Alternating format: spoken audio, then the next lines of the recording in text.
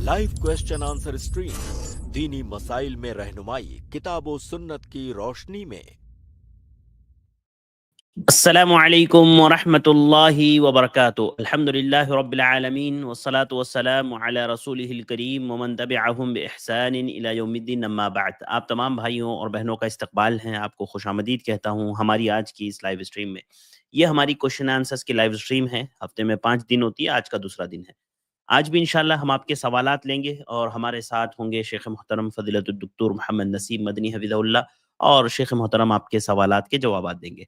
मैं आप तमाम भाइयों और बहनों से गुजारिश करूंगा कि जिन लोगों को भी सवालात करने हैं, हमारी स्ट्रीम यार्ड की लिंक से आप ज्वाइन हो करके वेट कर सकते हैं, इंशाल्लाह इंतज़ार कर सकते हैं। जैसे ही आपका नंबर आएगा इंशाल्लाह आपको मौका दिया जाएगा सवाल करने का। अभी तो फ़िलहाल हमारा स्टूडियो फुल है, तो जो भाई ऐड होने की कोशिश कर रहे होंगे वो ऐड नहीं हो पाएँगे।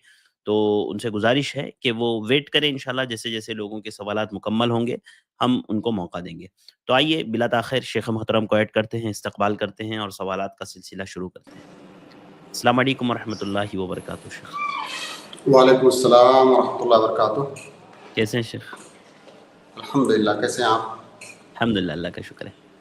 जज़ाकल्लाहु खैर शेख हमारे साथ जॉइन होने के लिए। इजाज़त हो तो सवालात का सिलसिला शुरू करते हैं शेख। जी, शुरू करते हैं, बिस्मिल्लाह। बिल्कुल। तो आज के हमारे सबसे पहले गेस्ट है फ़ातिमा, मैं आपको ऐड कर रहा हूँ, आप अपना सवाल करें।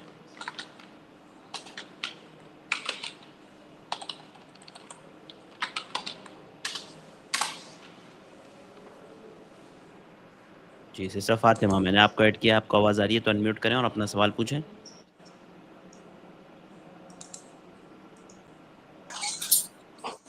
जी, अस्सलामु अलैकुम वरहमतुल्लाहि वबरकातुहू। वालेकुम अस्सलाम वरहमतुल्लाहि अस्सलाम वबरकातुहू।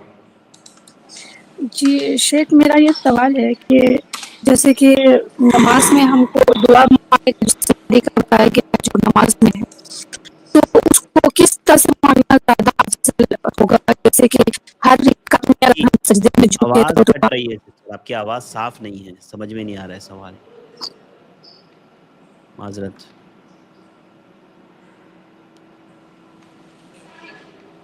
थोड़ा-सा रिपीट करें आप। जी, अब मेरी आवाज़ आ रही है? हाँ जी, बोलिए। जी, मेरा सवाल ये है शेख कि जैसे दुआ मांगने का सही तरीका क्या है? जैसे सजदे में दुआएं कबूल होती है, मैं ये पूछना चाह रही थी कि क्या हर रिकात में हम सजदे में एक-एक दुआ करें या फिर एक बार लंबी लास्ट में सलाम फेरने से पहले जो सजदा आता है उस वक्त दुआ करें, तो थोड़ा इसको जी। वज़ाहत से बता दीजिएगा। शेख सवाल सिस्टर का जहाँ तक मैं समझ पाया हूँ, सजदे में दुआ के ताल्लुक से है कि सजदे में दुआ करने का तरीका क्या है, कि क्या हर सजदे में दुआ कर सकते हैं या उस सजदे में दुआ करें जिसमें सलाम फेरने वाले हैं आखिरी सजदे में? तो उसी के ताल्लुक से शायद सिस्टर सवाल कर रहे हैं। बिस्मिल्लाह, अल्हम्दुलिल्लाह, वस्सलातु वस्सलामु अला रसूलिल्लाह। बहन, अल्लाह के नबी सल्लल्लाहु अलैहि वसल्लम की जो हदीस है इस सिलसिले में, वो हदीस बिल्कुल मुतलक है। उसमें किसी तरह की कोई क़ैद नहीं लगाई गई है। अल्लाह के नबी सल्लल्लाहु अलैहि वसल्लम ने मुतलक तौर से फरमाया कि अक़रब मा यकूनुल अब्दु इला रब्बिही व हुवा साजिद, कि बंदा जब सजदे की हालत में होता है तो उस हालत में सबसे ज़्यादा वो अल्लाह रब्बुल आलमीन के करीब होता है। फ़अक्सिरू मिनद दुआ, अल्लाह के नबी सल्लल्लाहु अलैहि वसल्लम ने कहा तो उसमें कसरत के साथ दुआ करो। फ़क़मिनुन अन युस्तजाब लकुम, क्योंकि इस बात का ज़्यादा इम्कान है कि इस हालत में आपकी दुआ कबूल होगी। तो अल्लाह के नबी सल्लल्लाहु अलैहि वसल्लम ने यहाँ पर कोई हदबंदी नहीं की, यहाँ पर कोई क़ैद नहीं लगाया कि वो कौन सा सजदा होना चाहिए। क्या आखिरी सजदा होना चाहिए, तशहुद वाला सजदा होना चाहिए या कौन सा सजदा? मुतलक तौर से अल्लाह के नबी सल्लल्लाहु अलैहि वसल्लम ने सजदे की बात की। यहाँ तक कि अल्लाह के नबी सल्लल्लाहु अलैहि वसल्लम ने ये क़ैद भी नहीं लगाया कि वो सजदा फ़र्ज नमाज का सजदा हो या नफिल नमाज का सजदा हो। लिहाजा किसी भी नमाज के सजदे में, किसी भी सजदे में आप दुआ कर सकती हैं, बल्कि दुआ करना चाहिए। आप चाहें तो एक रकात में 2 सजदे होते हैं, दोनों सजदे में दुआ करें। आप चाहें तो एक में करें, इसमें कोई हदबंदी और कोई क़ैद नहीं है। आप जिस सजदे के अंदर भी दुआ करना चाहें कर सकते हैं। तरीका उसका ये है कि सजदे के जो अज़कार हैं, सुबहान रब्बियल आला या जो भी दूसरे अज़कार हैं, वो अज़कार पढ़ने के बाद आपकी जो हाजत हो, आप जो दुआ करना चाहती हो वो दुआ करें। जी। जी, जज़ाकल्लाह ہے. اس میں ایک بات اور میں پوچھنا چاہ رہی تھی اصل میں آپ کی آواز صاف نہیں ہے سسٹر، سمجھ میں نہیں آ رہا آپ کیا کہہ رہی ہیں. تھوڑا سا نیٹ ورک میں آپ آ جائیں تو پھر میں آپ کا سوال لے لیتا ٹھیک ہے. ہوں. اگلے گیسٹ ہے شاہ رخ شیخ، اپنا سوال کریں. السلام علیکم ورحمۃ اللہ وبرکاتہ. وعلیکم شیخ السلام آواز ورحمۃ آ رہی میری؟ اللہ. جی آ رہی ہے، فرمائیں. شیخ ارشد، پہلی بات تو بہت بہت شکریہ آپ کا، میرے کو 4 اسٹریم بعد موقع مل رہا ہے سوال کا. شیخ جو میرا اصل سوال تھا 303 میں آپ کو ملا تھا، میں نے کمنٹ میں دیکھا آپ نے 301 لکھا ہے، لیکن یاد رکھیے وہ 303 غلطی ہو گیا تھا شیخ، وہی وہ 303 میں ملا تھا یہاں پر شاہ تو رخ بھائی کو میں نے ایڈ 304 کیا ہے ابھی. 305 اور وہ اصل اہل میں حدیث والی بھی ہم یہ آپ کا شکریہ نہیں ادا کر رہے ہیں، تنبیہ کر رہے ہیں اسے. جی اس کے نہیں لیے نہیں میں نے شیخ، وہ بتایا. بہت صبر بعد ملا انشاءاللہ. جزاکم اللہ خیرن. شیخ میرا جو سوال تھا وہ تھوڑا تفصیلی میں بیان کر دوں کہ ایسا شارٹ میں پوچھ لوں؟ شارٹ پوچھ میں لیجئے زیادہ کیا اچھا سوال ہے. شارٹ میں تو سمجھ میں نہیں آئے گا تو تفصیل ہم لوگ پوچھ لیں گے پھر واپس سے آپ سے. جی شیخ وہ ایک تو ایگزام دینے کا طریقہ، وہ اسکول پرائیویٹ 2 طریقے ہوتے ہیں، مگر کچھ بھائی لوگ جیسے ان کی صلاحیت ہوتی ہے جاب کرنے یا وہ پاسپورٹ پہ ECR، تو ان کو وہ 10ویں 12ویں جو پاس کا سرٹیفکیٹ ہوتا ہے وہ ضروری رہتا ہے. تو وہ کچھ لوگ 15-20 ہزار میں دے کر اور پاسنگ مارکس وہ سامنے والے جو کرا کے دیتے اور سرٹیفکیٹ بنواتے اسکول سے، تو شیخ ویسا لے کر جاب کہیں کرنا اور مطلب کہیں حج عمرہ کرنا اسی پاسپورٹ سے، اور اس پاسپورٹ جو سرٹیفکیٹ ہے اس سے فائدہ حاصل کر کے وہ کمائی کمانا شیخ وہ جائز ہوگا یا نہیں ہوگا، وہ پوچھنا تھا شیخ. جزاکم اللہ خیرن. جی سوال کمپلیٹ ہوا آپ کا؟ جی ہو گیا شیخ. جی شیخ، وہ فکسنگ کا تھوڑا ادھر مسئلہ رہتا ہے تھوڑا. دیکھیے، آپ نے ایسے لوگوں کے بارے میں سوال کیا ہے جو پیسہ دے کر کے سرٹیفکیٹ لیتے ہیں اور پھر سرٹیفکیٹ لینے کے بعد اسی سرٹیفکیٹ کی بنیاد پر وہ نوکری حاصل کرتے ہیں، یا اور بھی کئی ساری جگہوں پر اس کی ضرورت ہوتی ہے جہاں پر اس کو استعمال کرتے ہیں. تو اس میں 2 سوال ہے. پہلا سوال تو یہ کہ اس طرح کا سرٹیفکیٹ لینے کا کیا حکم ہے. دوسرا، اس سرٹیفکیٹ سے اگر کوئی نوکری وغیرہ کر رہا ہے یا کوئی اور کام کر رہا ہے تو کیا وہ کام حلال ہوگا یا حرام ہوگا، کیا نوکری سے ملنے والی تنخواہ حلال ہوگی یا حرام ہوگی. تو بیسک طور سے یہ 2 مسئلے ہیں اس میں. تو جو پہلا مسئلہ ہے وہ بہت زیادہ واضح ہے. یہ جو سرٹیفکیٹ ہم لیتے ہیں، عربی زبان میں اس کو شہادہ بولتے ہیں. آج بھی جو عربی کالجز سے جو سرٹیفکیٹ دیے جاتے ہیں اس پہ شہادہ لکھا ہوتا ہے. شہادہ مطلب گواہی. وہ کالج یا وہ یونیورسٹی آپ کے بارے میں یہ گواہی دیتی ہے کہ آپ نے وہ فلاں کورس کیا ہے جس کی بنیاد پر آپ کو یہ سرٹیفکیٹ دیا جا رہا ہے، تو اس کو شہادہ کہا جاتا ہے. ہماری شریعت میں جھوٹی گواہی دینے سے منع کیا گیا ہے. جھوٹی گواہی دینا یہ گناہ کبیرہ ہے. اللہ کے نبی صلی اللہ علیہ وسلم نے اس کو من اکبر الکبائر کہا.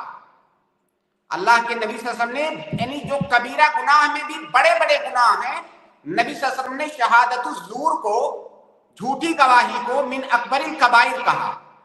تو اگر کوئی انسان پیسہ دے کر کے جھوٹی گواہی حاصل کرتا ہے سرٹیفکیٹ کی شکل میں، تو وہ حاصل کرنے والا بھی کبیرہ گناہ کا ارتکاب کر رہا ہے اور جو وہ سرٹیفکیٹ دے رہا ہے وہ بھی کبیرہ گناہ کا ارتکاب کر رہا ہے.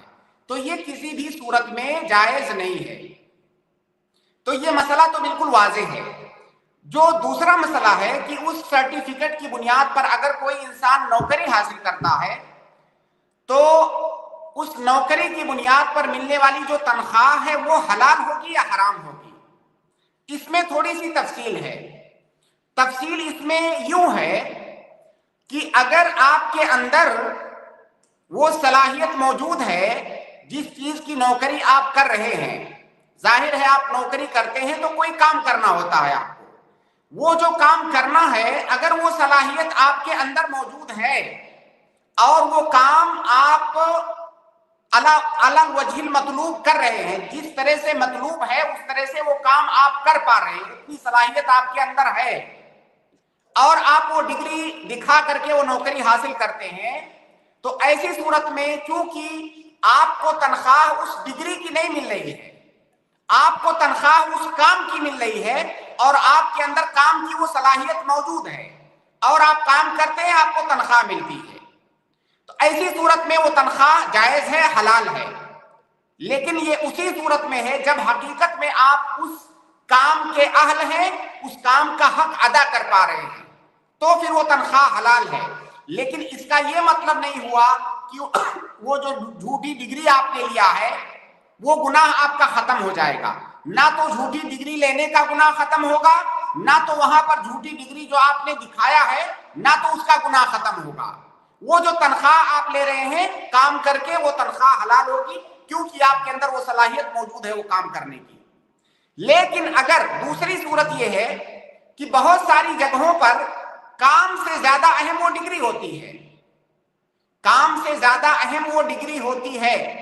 اگر کام سے زیادہ اہم وہ ڈگری ہے اور اسی بیس پر آپ کو تنخواہ مل رہی ہے کہ آپ نے وہ ڈگری دکھایا ہے، آپ کے کام کی کوئی خاص اہمیت نہیں ہے، ایسی صورت میں وہ تنخواہ آپ کی جائز اور حلال نہیں ہوگی، کیونکہ آپ کو اسی ڈگری کی بنیاد پر تنخواہ مل رہی ہے. تو یہ جائز اور حلال نہیں ہوگی یہ تنخواہ، کیونکہ آپ نے اس کو بیس بنایا ہے ایک حرام چیز کو. تو یہ اس تفصیل کے ساتھ اس مسئلے کا حکم ہے. خلاصہ یہ کہ ڈگری لینا حرام ہے، وہ جھوٹی ڈگری لینا، جھوٹی ڈگری دکھا کر کے جو ہے نوکری حاصل کرنا یہ حرام ہے. اگر آپ کے اندر اس کام کی صلاحیت موجود ہے، وہ کام کر پا رہے ہیں، تو آپ کی تنخواہ حلال ہوگی، ورنہ آپ کی تنخواہ حرام ہوگی. اور اگر آپ کے کام سے زیادہ اس ڈگری کی اہمیت ہے اس تنخواہ کے ملنے میں، تب بھی وہ تنخواہ آپ کی حرام ہوگی. شیخ وہ پاسپورٹ ECR اور NCR کے ذریعے حج عمرہ کرنا وہ جائز ہوگا شیخ؟ اس کے لیے بھی کرایا جاتا ہے تو دیکھیے، یہ جو حج عمرہ آپ کرتے ہیں، ایسا نہیں ہے کہ آپ کے پاس وہ ڈگری ہوگی تبھی آپ حج عمرہ کرنے کے اہل ہوئے. حج عمرہ کرنے کے دوسرے شرائط ہیں. انسان کا مسلمان ہونا اور اس کے لیے وجوب کی جو شرطیں ہیں، مالدار ہونا، مستطیع ہونا، جو ہے محرم کا پایا جانا، وہ ساری چیزیں جو ہے ہماری شریعت کی نگاہ میں شرط ہیں. ڈگری ہونا شرط نہیں ہے حج کرنے کے لیے، لہٰذا ہم یہ حکم نہیں لگا سکتے کہ اس کا حج نہیں صحیح ہے. لیکن وہ جو نقلی اور فرضی ڈگری اس نے دکھا کر کے گناہ کیا ہے، وہ گناہ اسے ملے گا، لیکن اس نے جو حج کیا ہے وہ حج اس کا صحیح ہوگا.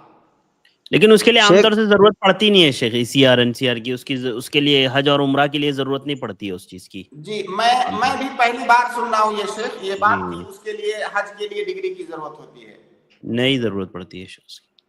شیخ وہ اگر کسی بھائی کے پاس صلاحیت اور یہ سب موجود ہے کام کے سلسلے میں، مگر وہ اچھی پگار نہیں مل رہی ہے تو اس کے بنیاد پر ڈگری لے کر باہر جانا چاہتے، مگر وہ کام نہیں تھوڑا جائز ہے، کم نہیں پگار کی جائز ملتی. ہے. دیکھیے، چونکہ یہ آپ کا سوال ہے اس لیے میں نے اس سوال میں تفصیل کے ساتھ جواب دیا، ورنہ اس کا جواب مختصر یہ ہونا چاہیے کہ نہیں، آپ کے لیے لینا جائز ہی نہیں ہے. آپ نہ تو ڈگری لیجئے نہ تو نوکری لیجئے. لیکن چونکہ بہت سارے لوگ ایسے ہیں مارکیٹ میں موجود ہیں جو ڈگری لے کر کے آلریڈی نوکری لے چکے ہیں اور نوکری کر رہے ہیں، تو اب یہ سوال تو پیدا ہوتا ہے کہ ان کی تنخواہ کا کیا حکم ہے. تو لہٰذا اس کو بتانا ضروری ہے.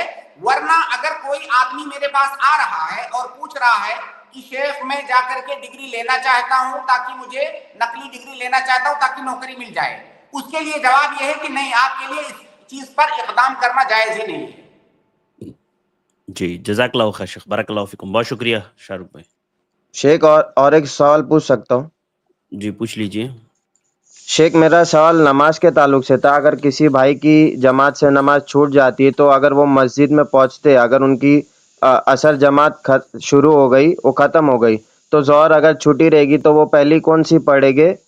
وہ سوال تھا شیخ. اور اس کے لیے اذان اقامت دے گے شیخ؟ یہ سوال تھا. جماعت ختم ہو چکی ہے؟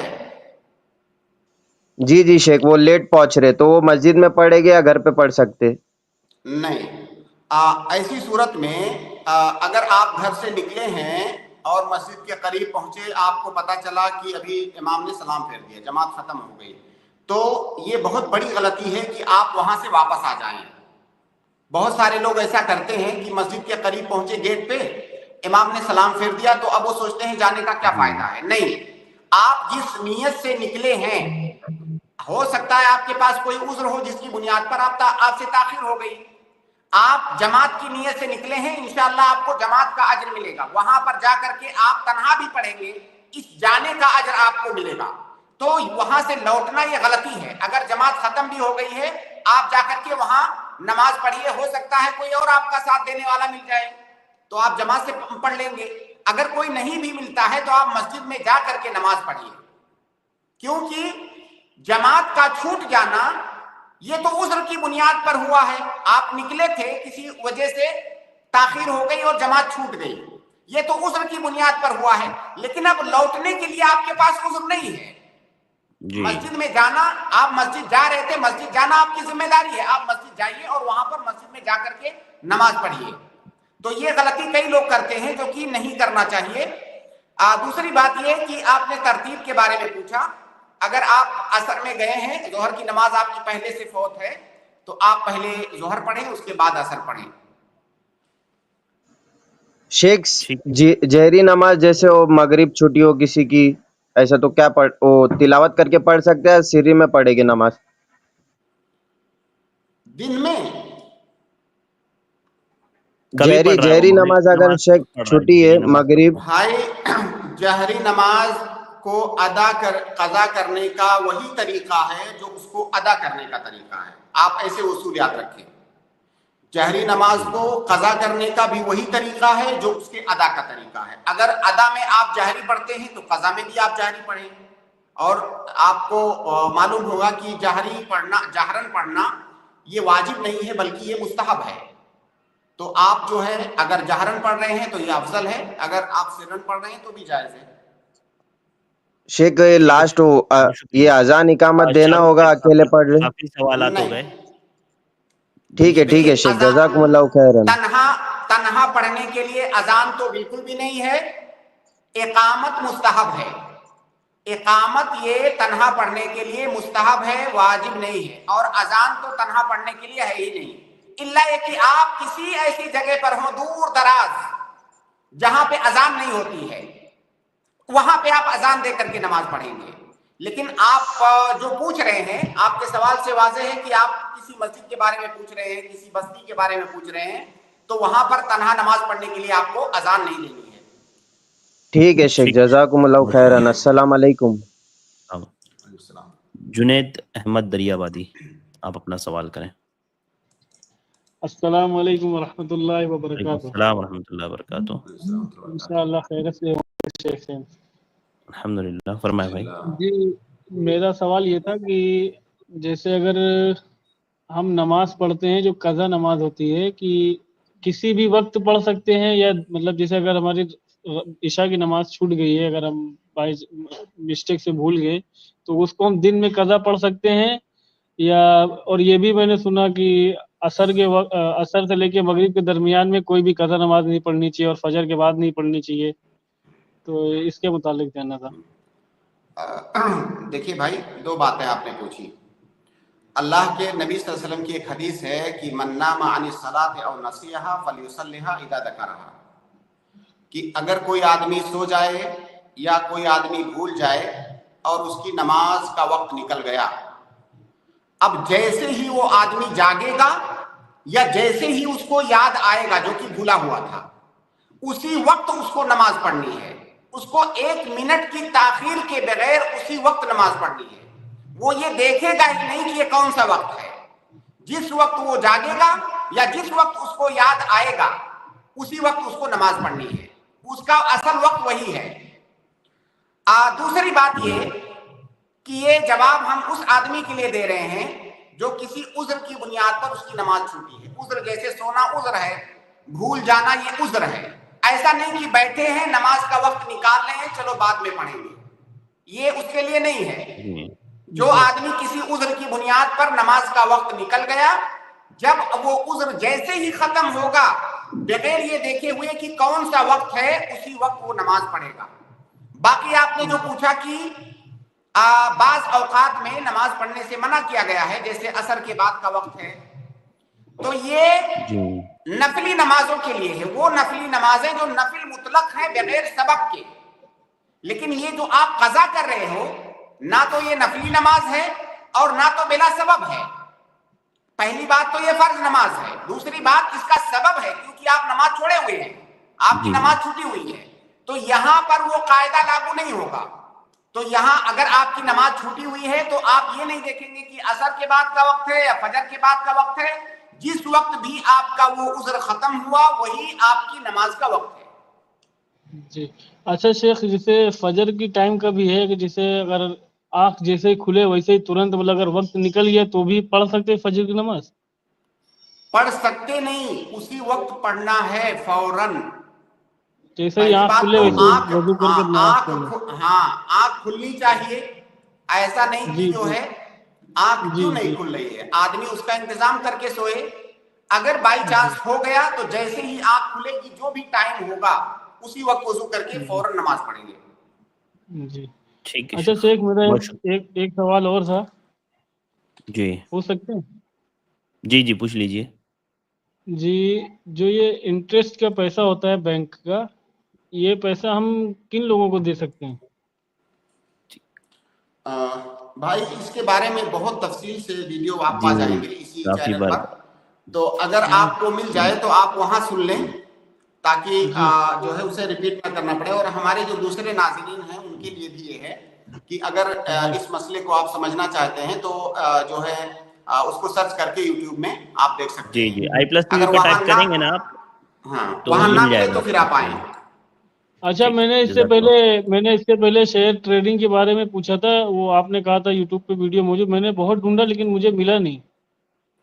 किस ट्रेडिंग के बारे में?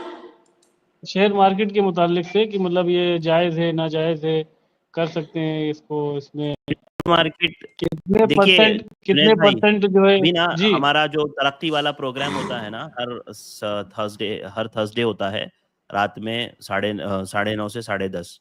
ठीक है, जी हर जुमेरात के दिन रात में 9:30 से 10:30 होता है। अभी जी इस हफ्ता हमारा फॉरेक्स ट्रेडिंग के मुतालिक हुआ। अभी नेक्स्ट जी हमारा एक और है, उसके बाद वाला एपिसोड हमारा कंप्लीट शेयर मार्केट के ताल्लुक से होगा। तो आप उसमें तशरीफ लाइए तो आपको तफसीली मालूमात वहां पर मिल जाएगी इंशाल्लाह। अच्छा, और थर्सडे को ही होगा?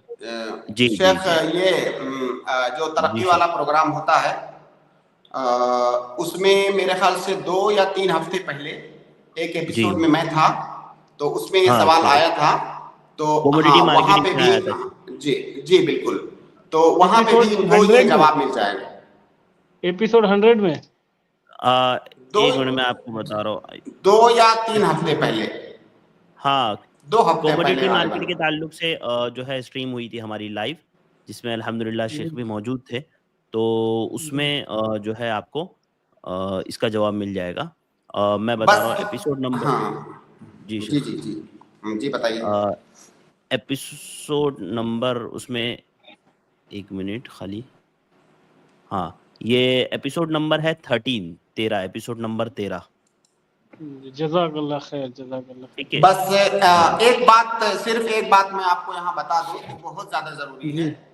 जी जी उसको जान के, उसको सुन के जाइए कि जी ये जो शेयर मार्केट के सिलसिले में कुछ लोगों से आप जो ये सुनते हैं कि 25% हो 33% हो सूद तो जायज है, इस बात को बिल्कुल दिमाग से निकाल दीजिए। अगर 1% भी है उसमें, 1% जी से जी भी कम अगर सूद है तो जायज नहीं है। हमारी जी शरीयत में मैंने ऐसी कोई तफरीक नहीं है कि सूद कम हो तो जायज है, ज्यादा हो तो हराम है।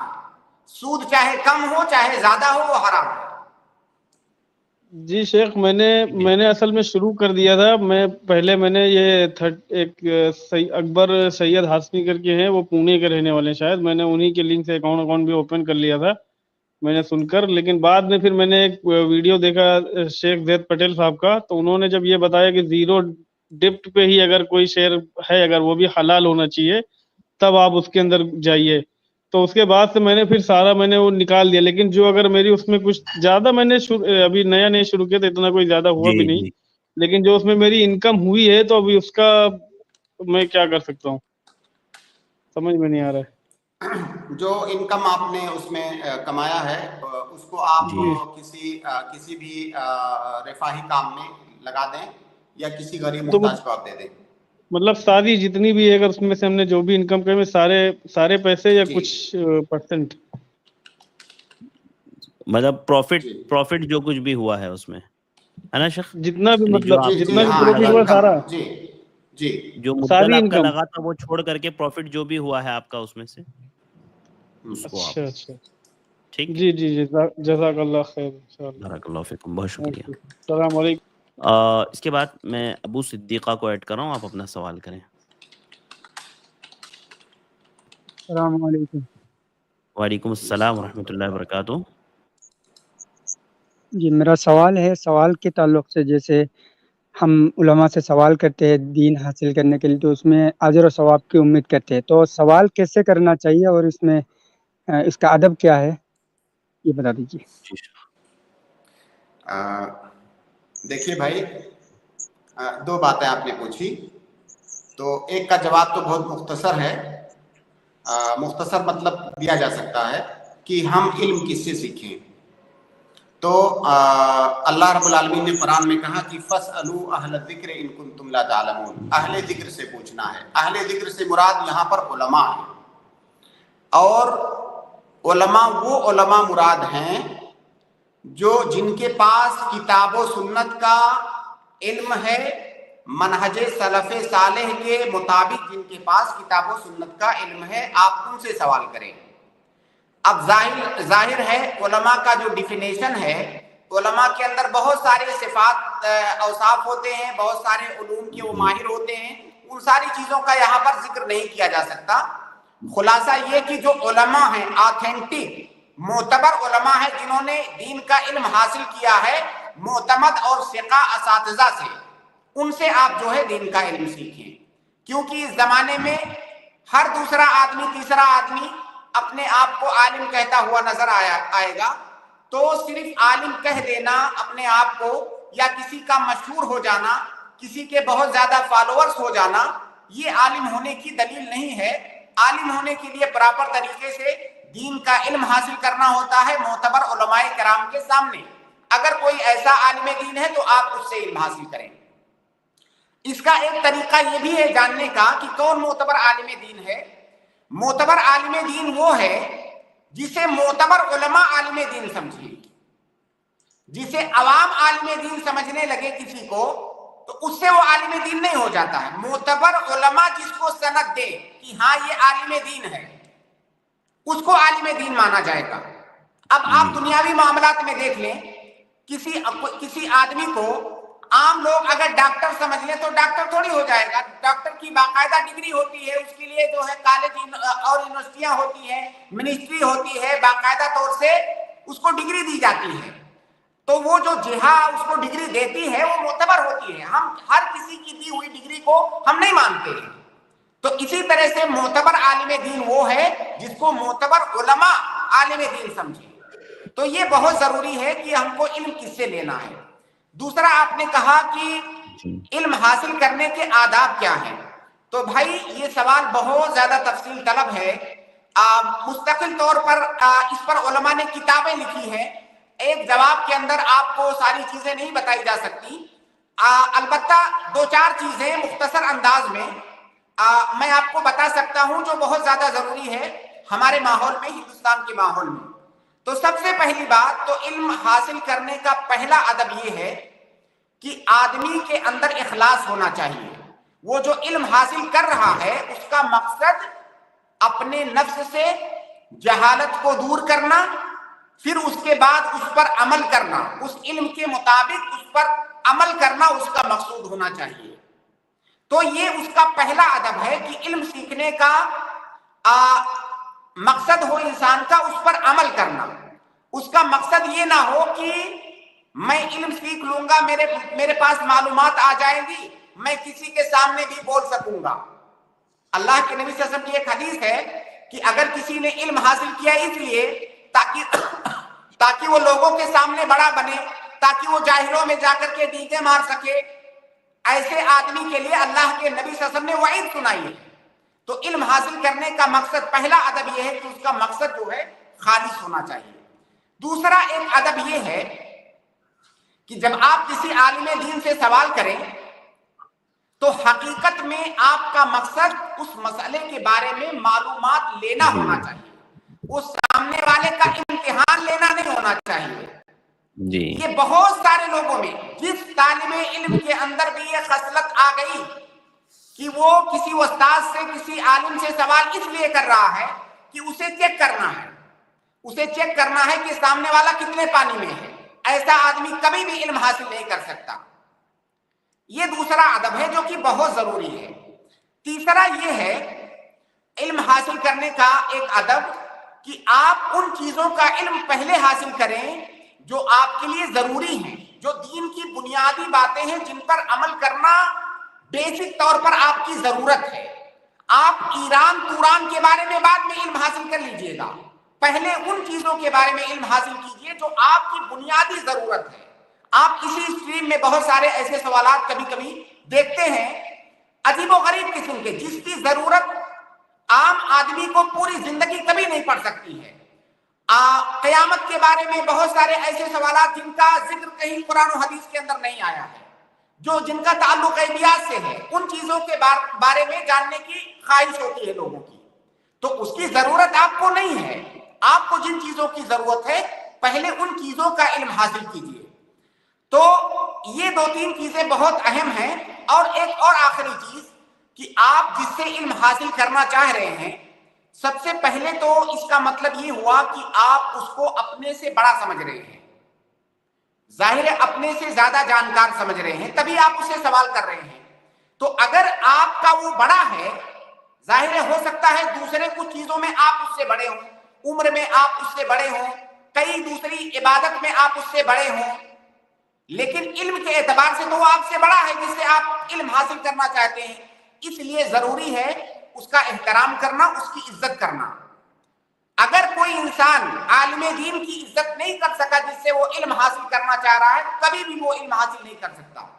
اسی لیے آپ اسلاف کے یہاں دیکھیں گے، خاص طور سے ہمارے دین کے اندر علماء کی، اساتذہ کی عزت اور ان کا احترام کرنے کا جس طرح سے حکم دیا گیا ہے، ان کا جو مقام بتایا گیا ہے، شاید وہ کسی اور جگہ پر آپ کو نہ ملے۔ تو علماء کی عزت کرنا، ان کا احترام کرنا، سوال کرنے کے دوران اس چیز کا پاس و لحاظ رکھنا، یہ بہت ضروری ہے، جو کہ کئی دفعہ نہیں ہوتا ہے۔ تو یہ بعض اہم چیزیں ہیں جن کا آپ خیال کیجئے، تو انشاءاللہ اللہ رب العالمین آپ کو اپنے دین کا علم دے گا۔ جزاک اللہ خیر شیخ۔ جی ابو صدیقہ بھائی۔ جی میرا دوسرا سوال ہے، کر لوں؟ جی کر لیجئے۔ جی شیخ، جیسے ایک عام انسان کے لیے امر بالمعروف اور نہی عن المنکر جو ہے وہ اس میں کیسے عمل کرنا چاہیے؟ جیسے ہمارے سامنے کہیں بدعت ہو رہا ہوتا ہے، کہیں غلط کام ہو رہا ہوتا ہے، لیکن ہمارے پاس دلیل نہیں ہوتا ہے اس کو روکنے کے لیے، تو ہم اس پہ کیسے چل سکتے ہیں؟ دیکھیے بھائی، امر بالمعروف اور نہی عن المنکر جو ہے نا، اس کے مراتب ہیں۔ کچھ کام ایسے ہیں جو ہر مسلمان کو پتا ہے کہ یہ کام حرام ہے، جیسے کوئی آدمی شراب پی رہا ہے، کس مسلمان کو نہیں معلوم ہے کہ یہ حرام ہے؟ اب یہاں پر اسے جا کر کے علم حاصل کرنے کی ضرورت نہیں ہے کہ جا کر کے کتاب و سنت کی دلیلیں لائے گا، وہ دلیلیں حوالوں کے ساتھ ذکر کرے گا، جب تک اس کو یہ پتہ نہیں ہو جائے گا تب تک وہ شراب پینے سے نہیں روکے گا۔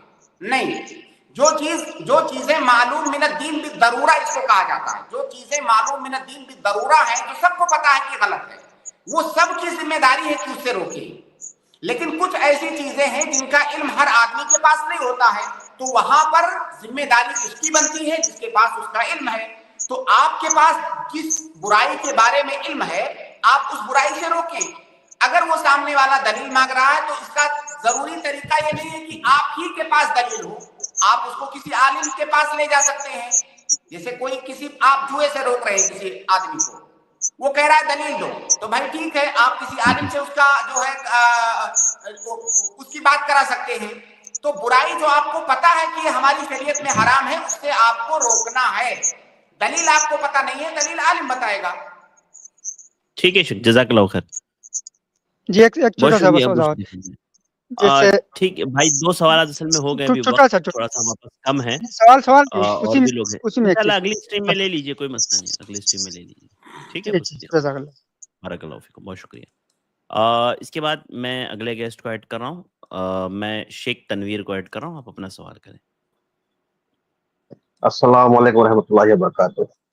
وعلیکم السلام ورحمۃ اللہ وبرکاتہ۔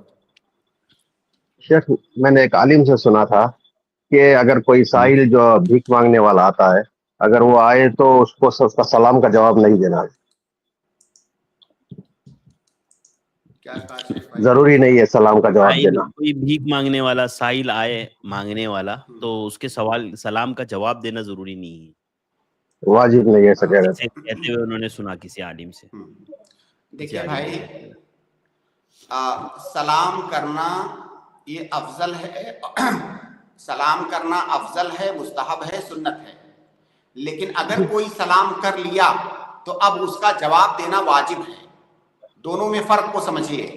آپ اگر کسی کو سلام کر رہے ہیں تو یہ ایک سنت ہے، اگر آپ نے سلام نہیں کیا تو آپ گنہگار نہیں ہیں. لیکن اگر آپ سے کسی نے سلام کر لیا یا آپ نے کسی کو سلام کر لیا تو اب سامنے والے پر واجب ہے کہ وہ اس سلام کا جواب دے. اللہ رب العالمین نے قرآن میں کیا فرمایا کہ وَإِذَا حُيِّيتُم بِتَحِيَّةٍ فَحَيُّوا بِأَحْسَنَ مِنْهَا أَوْ رُدُّوهَا. اگر کوئی سلام کرتا ہے تو اس سلام کا جواب اس سے بہتر انداز میں دو، یا اس سے بہتر میں نہیں تو کم سے کم جتنا اس نے جس انداز سے سلام کیا ہے اس انداز سے سلام کا جواب دو. تو سلام کا جواب دینا یہ واجب ہے. اب وہ چاہے کوئی بھیک مانگنے والا آپ سے سلام کر رہا ہو، کوئی امیر آدمی سلام کر رہا ہو یا کوئی غریب آدمی سلام کر رہا ہو، جب آپ کو سلام کیا گیا تو سلام کا جواب دینا یہ واجب ہے. جی شیخ. شیخ اگر ابھی جو اسٹریم میں کوئی آپ کو سلام کرتا ہے شیخین بول کے تو اس کا جواب ہم بھی دے سکتے ہیں شیخ یا بس آپ کے لیے ہے؟ اگر وہ خاص کر دیا، جیسے اگر وہ آیا اور کہا السلام علیکم تو سارے لوگوں کو سلام کر رہا ہے جو لوگ سن رہے ہیں. لیکن اگر اس نے شیخ ارشد کا نام لے کے خاص کر دیا یا دونوں کو کیا تو پھر ہم دونوں کے اوپر واجب ہے.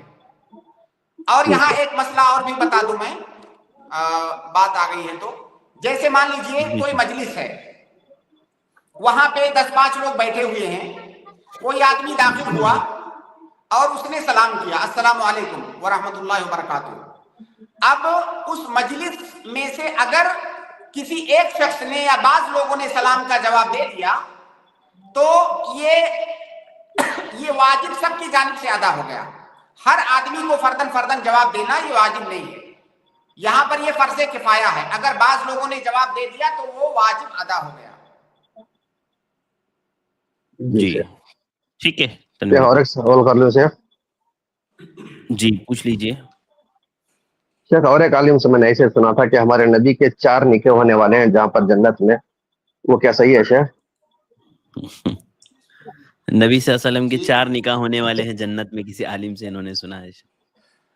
بی بی مریم سے، اللہ کے نبی صلی اللہ علیہ وسلم کی جو ازواج مطہرات تھیں، جو اللہ کے نبی صلی اللہ علیہ وسلم کی بیویاں دنیا کے اندر، وہ آخرت میں بھی اللہ کے نبی صلی اللہ علیہ وسلم کی بیویاں ہوں گی. تو اللہ کے نبی صلی اللہ علیہ وسلم کی بیویوں کی تعداد کتنی ہے جن سے آپ کا نکاح ہوا تھا؟ جی 11. 11. تو 11 تو یہی ہو گئی، 11 بیویاں تو یہی ہو گئی. اس کے علاوہ جس طرح سے جنتیوں کے لیے حور ہوں گی، اللہ کے نبی صلی اللہ علیہ وسلم کے لیے بھی ہوں گی انشاءاللہ. جی سر. انہوں نے کہا تھا کہ حضرت آسیہ سے نکاح ہوگا جو فرعون کی بیوی تھی، اور بی بی مریم سے ہوگا. کسی ایسی حدیث کا علم ہے شیخ آپ کو؟ نہیں شیخ، ایسی کوئی روایت. من گڑھ کہانی ہوگی، بس انہوں نے ویسے ہی بتا دیا. ٹھیک ہے، یہ سب باتیں ایسی خالی ہوائی باتیں ہیں. ہاں ابھی میں نے تھوڑی دیر پہلے جو بات کہی ہے نا شیخ، میں نے ایک مثال دیا تھا نا، تو یہ اس کی دلیل ہے. جی بالکل. بہت شکریہ تنویر بہت بھائی. شکریہ شیخ. جزاک اللہ خیر. اس کے بعد میں اگلے گیسٹ ابو عرفات کو ایڈ کر رہا ہوں. آپ اپنا سوال کریں. السلام علیکم شیخ. وعلیکم السلام ورحمۃ اللہ وبرکاتہ. جی شیخ، میرا سوال یہ تھا جی، جو حدیث ہے شیخ، حضرت ابو بکر رضی اللہ عنہ اور حضرت عمر فاروق رضی اللہ عنہ کے بیچ جب بھی اگر صدقہ کرنے کی اگر کیا آتا ہے تو حضرت ابو بکر رضی اللہ عنہ ہمیشہ آگے رہتے تھے. جی. تو ایک وہاں پر واقعہ شیخ، جب محمد صلی اللہ علیہ وسلم صدقے کی ذکر کرتے ہیں تو وہ پوری دولت لے کے آ جاتے ہیں. گھر میں کوئی بھی نہیں رہتا، وہ بس بولتے ہیں کہ اللہ اور اللہ کے رسول کے سوا کوئی بھی کچھ بھی نہیں رکھ کے آیا. جی. क्या तो शेख ऐसा सवाल क्या करना है सही आपका है इसमें? शेख? आज के दिनों में शेख, अगर पूरा घर में खाने, हमारे लिए खाने कुछ भी नहीं है, हम पूरा सदका करते हैं, तो क्या ऐसा सही है गलत है शेख? देखिए, अल्लाह के नबी सल्लल्लाहु अलैहि वसल्लम की एक हदीस है।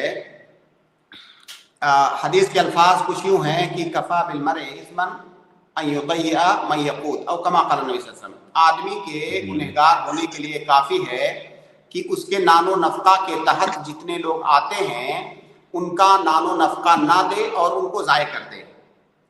तो जिन लोगों का नानो नफ़का आपके ऊपर वाजिब है, ये ज़रूरी है कि आप उसको अदा करें। अब आपके पास माल है, पूरा माल अगर आप दे रहे हैं और कहीं से आपको मालूम है कि कोई इंतजाम नहीं है, अभी शाम को उनको खाना देना है और शाम से थोड़ा पहले पूरा माल आपने दे दिया, आप शाम को बीवी बच्चों को भूखा सुलाएंगे, तो ये जायज नहीं है। आपको कम से कम इतना रोकना है कि उनको शाम का खाना खिला सके। बाकी जो अबू बकर रज़ियल्लाहु ताला अन्हु का वाकया है, ऐसा उसमें नहीं है कि अबू बकर रज़ियल्लाहु ताला अन्हु के पास अब खाने के लिए नहीं है। दूसरी बात ये कि अबू बकर रज़ियल्लाहु ताला अन्हु का ये वाकया उस तवक्कुल की दलील है जो तवक्कुल में आला दर्जा होता है इंसान का। अगर आपके पास तवक्कुल का वो दर्जा मौजूद है तो बिल्कुल आप अपना पूरा माल सदका कर सकते हैं, किसी ने नहीं रोका है। अलबत्ता जिन लोगों का नानो नफ़का आपके ऊपर वाजिब है वो आपको देना है। जी शेख, शेखो पैसों का सवाल का थोड़ा मेरे को कंफ्यूज था शेख, क्या मैं थोड़ा पूछ लूं शेख? जी पूछ लीजिए। जी शेखो, इमाम अभी जो रुकू में गए हैं तो पीछे हम लेट आते हैं, तो हमें अल्लाह अकबर बोल के रकात बांधते हैं और तुरंत रुकू में जाना, या फिर अल्लाह अकबर बोल के रुकू में जाना शेख? क्या कहा जी, अगर इमाम रुकू में है शेख तो जो है डायरेक्ट जाते ही रुकू में चले जाएंगे या अल्लाह अकबर कह करके रुकू में जाएंगे? यानी तकबीर तहरीमा आप पूछ रहे हैं या हाथ बांध करके वो पूछना चाहिए? नहीं शेख, तकबीर तहरीमा के जमात बांधते हैं, उसके बाद रुकू में जाना, या फिर अल्लाह अकबर बोलते तुरंत रुकू में जाना चाहिए? क्योंकि हमें तकबीर तहरीमा बोल के रकात बांधने के बाद सना पढ़ते हैं, उसके बाद अल्लाह अकबर बोल के। सुन लीजिए अगर इमाम रुकू के अंदर हैं और आप पहुंचे तो आपको सिर्फ तकबीर तहरीमा कह के रफुल यदैन कहते हुए तकबीर तहरीमा कहना है और फौरन आपको रुकू में चले जाना है। आपको ना तो दुआए सना पढ़नी है, ना तो हाथ बांधना है, ना तो खड़े रहना है।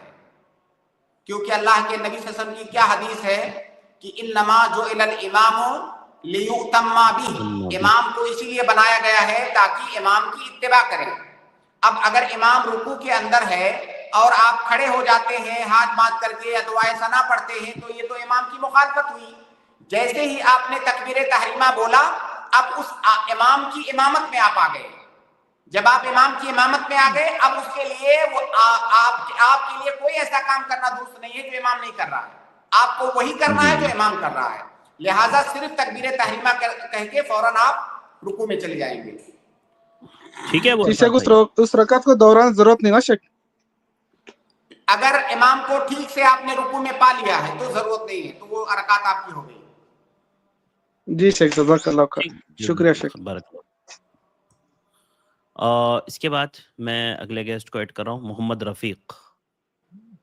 मोहम्मद रफीक साहब रिमूव हो गए हैं, रफीक साहब गलती से। मैं मरियम को ऐड कर रहा हूँ, आप अपना सवाल करें।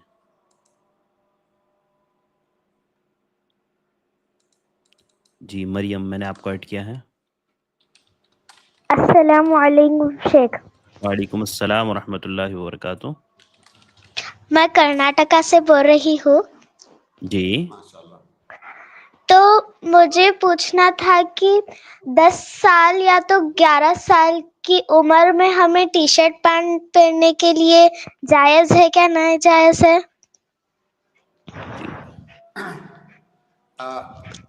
देखिए बेटा, ऐसा है कि आपकी उम्र घर से आप बड़ी ना हुई हो, कोई बच्ची अगर बड़ी ना भी हुई हो तो उसे वो कपड़ा पहनना चाहिए जिसमें पर्दा हो। क्योंकि आप बचपन में जो काम करेंगे, जो कपड़ा पहनेंगे, जिस तरह से रहेंगे, یہ آپ کی عادت پڑ جائے گی. تو اسلامی پردہ کرنے کی عادت بچیوں کو بھی بچپن سے ہی ڈالنا چاہیے. جب آپ بچپن میں اچھا کپڑا پہنیں گی, پردے والا کپڑا پہنیں گی, تو اس سے جو ہے آپ کے اندر شرم و حیا پیدا ہوگی. لیکن اگر کوئی بچی مان لیجیے 10 سال کی عمر تک, 9 سال کی عمر تک جو ہے ڈھنگ کے کپڑے نہیں پہنتی ہے, تو پھر اس کو وہی عادت پڑ جائے گی. لہذا بچی اگر چھوٹی ہے پھر بھی اس کو اچھے کپڑے پہننے چاہیے, اسلامی کپڑے پہننے چاہیے, تاکہ اس کی وہی عادت ہو جائے اور شرم و حیا جو ایک غیرت ہوتی ہے انسان کے اندر وہ پیدا ہو. لہذا یہ آپ کے لیے بھی, آپ کے ماں باپ کے لیے بھی, دوسرے ناظرین کے لیے بھی, کہ ہم اپنی بچیوں کو بچپن سے ہی اس بات کی تربیت دیں کہ وہ جب بڑی ہوں تو جب پردہ ان کو کرنا ہو تو ان کو کوئی عجیب و غریب چیز نہ لگے. چھوٹی بچی ہے, ہم کہتے ہیں ابھی بہت چھوٹی ہے, اب وہ جب تک 8-9 سال کی ہو جاتی ہے اس کو جینس ٹی شرٹ پہنا رہے ہیں. جب بچپن میں بچے جو چیز دیکھتے ہیں اس کے عادی ہو جاتے ہیں. اب جب وہ بچی بڑی ہوگی تو جینس اور ٹی شرٹ اس کو کوئی بھی عجیب و غریب نہیں لگے گا. لہٰذا یہ تربیت کا بہت اہم پہلو ہے کہ ہم بچوں کو بچپن سے اس چیز کی عادت ڈالیں جو بعد میں ان کے کام آئے. ٹھیک ہے شیخ, جزاک اللہ خیر. اور شیخ گھر میں بھی پہننا جائز ہے شیخ ٹی شرٹ پینٹ؟ دیکھیے گھر میں آپ کے ماں باپ ہیں, بھائی بہن ہیں, تو ان کے سامنے آپ کو ضروری نہیں ہے کہ وہ پردہ آپ پہنے جو باہر پہن کے جاتی ہیں. لیکن جو ٹی شرٹ اور پینٹ کا مسئلہ ہے وہ یہ, اللہ کے نبی صلی اللہ علیہ وسلم نے ایک حدیث میں لڑکیوں کو اس بات سے منع فرمایا ہے کہ وہ لڑکوں والا لباس پہنے. ہمارے یہاں مشہور ہوتا ہے کہ فلاں لباس لڑکیوں کا ہے, فلاں لباس لڑکوں کا ہے. تو جو لڑکیوں کا لباس خاص ہے وہ لڑکے نہیں پہن سکتے, جو خاص لڑکوں کا لباس ہے وہ لڑکیاں نہیں پہن سکتی. تو اگر کہیں پر کسی سماج اور معاشرے میں جینس اور ٹی شرٹ یہ لڑکوں کا ہی لباس ہے صرف, تو اسے بچیوں کو نہیں پہننا چاہیے. ہاں اگر کہیں پر یہ عام ہے کہ بچیاں بھی ٹراؤزر وغیرہ ٹائپ کا پہنتی ہیں, وہاں پہ عام ہے وہ چیز, تب تو مسئلہ نہیں ہے. لیکن کوشش کرنی چاہیے کہ لڑکیوں کو لڑکیوں والا لباس پہننا چاہیے, کیونکہ اس میں جو ہے تشبہ نہ, مشابہت نہ ہونے پائے لڑکوں سے. اور شیخ باہر جو لڑکیاں کے ٹی شرٹ ملتے ہیں نا, اس کا کیا شیخ؟ دیکھیے ہاں اگر جو ہے لڑکیوں کے لیے الگ شیپ کا, الگ ٹائپ کا ٹی شرٹ ہوتا ہے اور یہ خاص ہے کہ ہاں یہ لڑکیوں کا ٹی شرٹ ہے, تو اس کو گھر میں پہن سکتی ہیں, کیونکہ گھر میں تو آپ کو ماں باپ کے سامنے پردہ نہیں کرنا ہے. تو اگر لڑکیوں والا خاص اگر کوئی ٹی شرٹ ہے تو اس کو گھر کے اندر پہن سکتے ہیں, باہر نہیں. جزاک اللہ خیر شیخ. بہت شکریہ شیخ, بارک اللہ فیکم, بہت شکریہ. اس کے بعد میں اگلے گیسٹ کو ایڈ کر رہا ہوں, ارمان ظفر, میں آپ کو ایڈ کر رہا ہوں, آپ اپنا سوال کریں. جی ارمان ظفر, میں نے آپ کو ایڈ کیا ہے, جلدی سے اپنا سوال کریں, انمیوٹ کریں اپنے آپ کو. السلام علیکم ورحمۃ اللہ وبرکاتہ. وعلیکم السلام ورحمۃ اللہ وبرکاتہ. میرا سوال یہ ہے کہ جیسے جی کہ ہم لوگ کہتے ہیں نماز قضا ہو گئی, تو کیا کتنا وقت گزرنے کے بعد ہم کہہ سکتے ہیں کہ نماز قضا ہو گئی؟ اور جو ہے قضا نماز کو کیسے ادا کرنا ہے؟ مثال کے طور پہ جب ہم ظہر کی نماز پڑھتے ہیں تو 4 رکعت فرض پڑھتے ہیں, اس سے پہلے 4 رکعت سنت ہے, اور پھر 2 رکعت سنت فرض کے بعد پڑھتے ہیں. پھر ظہر کی نماز قضا ہو گئی تو پھر کس طریقے سے قضا کی نماز پڑھیں گے, اور اس کی نیت کیسے کریں گے؟ اور جن اوقات میں نماز پڑھنے سے منع کیا گیا ہے, پھر اس وقت قضا نماز کو پڑھنا ہے کہ نہیں پڑھنا ہے, یا پھر ویٹ کرنا ہے کہ وہ وقت گزر جائے اس کے بعد جو ہے قضا نماز ادا کرنا؟ واضح ہے سوال ارمان بھائی. بھائی اس سوال کا جواب ابھی اسی پروگرام کے شروع میں میں نے دیا ہے, وہاں پہ بھی آپ سن لیں, اور تھوڑا سا یہاں مختصر بتا دیتا ہوں آپ کو کہ قضا نماز کو پڑھنے کا وہی طریقہ ہے جو ادا کا ہے, دونوں میں کوئی فرق نہیں ہے. ظہر کی نماز اگر قضا ہوئی ہے کسی عذر کی بنیاد پر, تو جب ظہر کی نماز آپ کو پڑھنا ہے تو جس طرح سے ادا کرتے وقت سنت راتبہ کو پڑھنا سنت ہے, اسی طرح یہاں پر بھی. تو جو طریقہ ادا میں ہے وہی طریقہ قضا میں ہے, دونوں میں کوئی فرق نہیں ہے. سنت نماز کی قضا کرنا بھی سنت ہے, جیسے فرض نماز کی قضا کرنا فرض ہے, اسی طرح سنت نماز کی قضا کرنا بھی سنت ہے. تو دونوں کے طریقوں میں کوئی فرق نہیں ہے. جی جی ارمان ظفر بھائی. جی شیخ اوکے. اس میں کئی سارے مطلب پہلو تھے اور ان سب کا جواب شاید پہلے دے دیا کیا جن اوقات میں نماز ہاں اس کا جواب میں نے دیا ہے وہاں پہ دیا ہے, آپ سن لیں پلیز جا کر کے شروع میں. جی وہ جاننا تھا شیخ کہ نماز قضا ہو گئی تو کتنا وقت گزرنے کے بعد کہہ سکتے ہیں کہ اس وقت کی نماز جو ہے قضا ہو گئی؟ دیکھیے نماز کا ایک ٹائم مقرر ہے نا. جیسے مثال کے طور پر فجر کا وقت شروع ہوتا ہے طلوع فجر سے, طلوع فجر ثانی جس کو کہتے ہیں, وہاں سے شروع ہوتا ہے. ختم کب ہوتا ہے اس کا وقت؟ جب سورج نکل آئے تب. اب اگر سورج نکل آیا اور آپ نے نہیں پڑھا ہے تو گویا کہ آپ کی نماز قضا ہو گئی. اس سے پہلے آپ نے پڑھ لیا تو یہ قضا نہیں ہوئی, ادا ہوئی.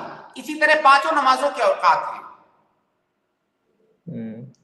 ٹھیک ہے شیخ, جزاک اللہ خیر, بہت شکریہ بھائی. اور اس کے بعد میں جو ہے عامر حسین کو ایڈ کر رہا ہوں, آپ اپنا سوال کریں عامر حسین صاحب. السلام علیکم ورحمۃ اللہ وبرکاتہ. وعلیکم السلام ورحمۃ اللہ وبرکاتہ. جی ایک میں سوال پہلے بھی کر چکا تھا, تو انہوں نے بتایا مطلب یوٹیوب کے تھرو سے کوئی اگر حلال کنٹینٹ یوٹیوب میں بناتے ہیں تو اس کے تعلق سے جاننا تھا کہ کیا اس کا جو پیسہ آتا ہے وہ حلال ہوگا یا حرام ہوگا, کیونکہ کچھ مفتی اور کچھ علماء بھی کہتے ہیں کہ مطلب حلال ہے, سوری حرام ہے. تو اس کے بارے میں پلیز. بھائی دیکھیے اس پہ کئی بار ہم نے بات کیا ہے. اگر یوٹیوب پر جو آپ کنٹینٹ ڈال رہے ہیں اور جس پر آپ کو پیسہ مل رہا ہے تو دو باتوں کا آپ کو خیال رکھنا ہے. ایک تو آپ کا جو کنٹینٹ ہے وہ حلال ہونا چاہیے. جی جی. دوسرا جو ایڈ آتا ہے آپ کے کنٹینٹ کو پلے کرتے وقت جو ایڈ آتا ہے اسی ایڈ پر آپ کو پیسہ ملتا ہے. وہ ایڈ جو ہے وہ حلال ہونا چاہیے, وہ حرام ایڈ نہیں ہونا چاہیے. تو جب یہ دونوں شرطیں پائی جائیں گی تب وہ جو اس پہ پیسہ ملتا ہے وہ آپ کے لیے حلال ہوگا. اگر ان دونوں شرطوں میں سے کوئی ایک شرط نہیں پائی گئی تو وہ حلال نہیں ہوگا آپ کے لیے. جی کئی بار شیخ ایسا ہوتا ہے نا کہ جو ایڈ جو ہوتا ہے, ہم تو اگر کسی کا ایڈورٹائز کرتے ہیں تو وہ ہم تو حلال پروڈکٹ ہی ایڈورٹائز کریں گے, لیکن جو یوٹیوب کی طرف سے کئی بار ایڈ ہوتا ہے کہ وہ لوگ کچھ اچھا ایڈ نہیں ڈالتے ہیں, جو خواتین وغیرہ آ جاتی ہیں اور وہ پردے میں نہیں ہوتی. تو اس کا آپ کیا کریں کہ وہ پیسہ جو ملے تو آپ اس کو اپنے اوپر خرچ مت کریں. آپ اس کو اپنے اوپر خرچ مت کریں, کسی کو دے دیں, کسی غریب محتاج کو کسی بھی بھلائی والے کام میں خرچ کر دیں, اپنے اوپر اس کو خرچ مت کریں. اور اگر وہی پیسہ اگر جیسے مدرسہ ہو گیا یا پھر کسی چیز میں جو اسکول وغیرہ ہو گیا اگر ہم بنانا چاہتے ہیں اس میں خرچ کرتے ہیں. میں نے وہی تو بتایا آپ کو کہ آپ کو اپنے اوپر خرچ نہیں کرنا ہے. جی جی جزاک اللہ خیر, میں سمجھ گیا. بارک اللہ فیکم, بہت شکریہ. محمد عارف آپ اپنا سوال کریں. السلام علیکم ورحمۃ اللہ. جی وعلیکم السلام ورحمۃ اللہ وبرکاتہ. میرا سوال ہے کہ کبھی کبھی ایسا ہوتا ہے کہ جیسے ٹوائلٹ وغیرہ گئے, اس کے بعد جو ہے جیسے نماز کا وقت ہے تو وضو کیے, تو وضو کرنے کے بعد ایسا محسوس ہوتا ہے جب نماز میں کھڑے ہوتے ہیں کہ شاید پیشاب کی ایک دو بوندیں مطلب پیشاب کے راستے سے نکل گئی ہیں. تو کبھی کبھی چیک کرتے ہیں تو واقعی میں نکل جاتی ہے, کبھی کبھی ایسا ہوتا ہے کہ نہیں ہوتا ہے. تو شیخ ایسی صورت میں ہم کیا کریں کہ جو ہے مطلب نماز میں کھڑے ہوتے ہیں تو بھی ایسا مطلب ہوتا ہے کہ ٹوائلٹ وغیرہ سے آنے کے بعد ایسا لگتا ہے مجھے کہ پیشاب کی ایک دو بوندیں نکل گئی, اور واقعی میں کبھی کبھی نکل بھی جاتی ہے, کبھی چیک کرتے ہیں تو لگتا ہے کہ نہیں نکلی ہے. تو اس صورت میں نماز کا کیا کریں کہ فرض نماز پھر چھوٹ جائے گی جماعت؟ دیکھیے بھائی عام طور سے یہ وسوسہ ہوتا ہے, اور اس طرح کا سوال اللہ کے نبی صلی اللہ علیہ وسلم کے سامنے بھی آیا تھا بعض صحابہ کرام کی طرف سے کہ نماز میں محسوس ہوتا ہے کہ کوئی چیز نکل گئی ہے, یعنی ان کی مراد تھی ہوا وغیرہ خارج ہونے سے. تو اللہ کے نبی صلی اللہ علیہ وسلم نے کہا کہ جب تک تمہیں یقین نہ ہو جائے تب تک نماز مت چھوڑو, تب تک نماز مت توڑو. لا ينصرف حتى يسمع صوتا او يجد ريحا, یہ حدیث کے الفاظ ہیں. تو اس کا مطلب یہ ہے کہ جب تک یقینی طور سے آپ کا وضو نہ ٹوٹ جائے تب تک صرف شک, وسوسہ اور وہم کی بنیاد پر وضو کو ٹوٹا ہوا نہیں مانیں گے. عام طور سے یہ چیز وسوسہ ہوتی ہے کئی سارے لوگوں کو, تو اس کا علاج زیادہ سے زیادہ استعاذہ پڑھیے اور اس جانب دھیان مت دیجیے, اس جانب دھیان دینا چھوڑ دیجیے.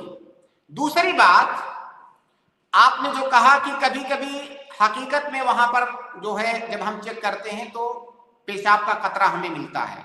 आप ये बताएं कि पेशाब करने के बाद आपने धुला है, अब आपने जो धुला है तो वहां पे पानी भी तो हो सकता है, आप ये क्यों नहीं सोचते कि वो पानी है? आप यही क्यों समझते हैं कि वो पेशाब ही है?